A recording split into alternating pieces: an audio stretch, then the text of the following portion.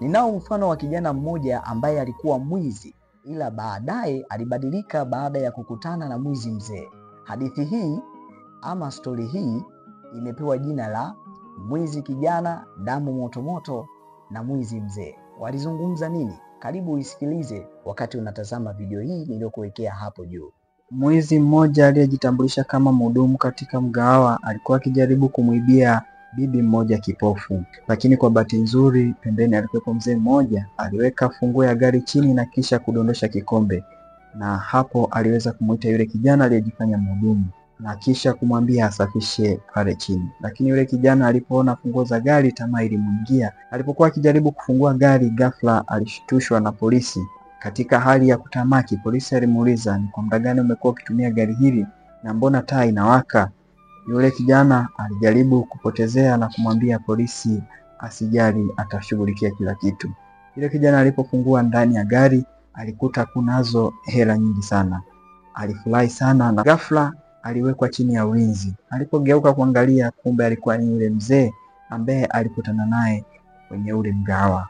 Basi kijana kwa huruma alimwomba yule mzee anusuru maisha yake, amsamehe maisha yake, lakini hata hivyo yule mzee alimwambia tayari ushachelewa, na baada yake alimshurutisha aendeshe gari na kulipeleka kule atakakomwelekeza.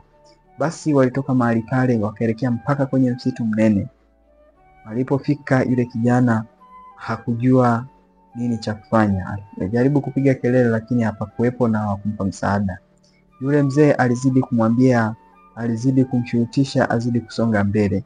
Walipofika mbele, yule kijana alikutana na shimo, na hapo kijana aliogopa sana, akizani kwamba yule mzee alidhamiria kabisa kutoa uhai wake. Lakini yule mzee alimsisitiza anyanyuke na wazidi kusonga mbele, saa yake bado. Walipofika mbele, walikutana na kaburi.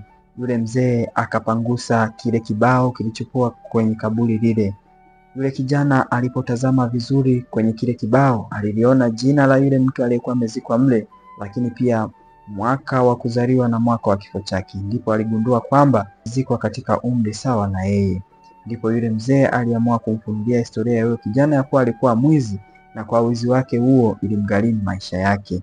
Alimsihi kijana kuachana na masuala ya wizi na kumuonesha kuwa kile alichokuwa akimtisha nacho haikuwa bunduki, isipokuwa ilikuwa kiberiti cha kuashia sigara. Na hapo alizidi kumweleza kuwa yule mtu aliyezikwa katika kaburi lile ndiye mtoto wa pekee wa yule mama aliyekuwa akijaribu kumwibia hela yake. Na hapo alimsihi aende kumwomba radhi na kumrudishia hela yake. Kijana aliporudi alijitambulisha tena kama mhudumu, lakini safari hii alimwambia, samahani, ni vigumu kueleza, lakini nilijaribu kukuibia. Yule mama alifurahi sana, na hapo alimkumbuka mwanae akafarijika. Ndipo alipomwambia yule kijana ambaye alikuwa akiondoka kwamba, mwanangu, subiri.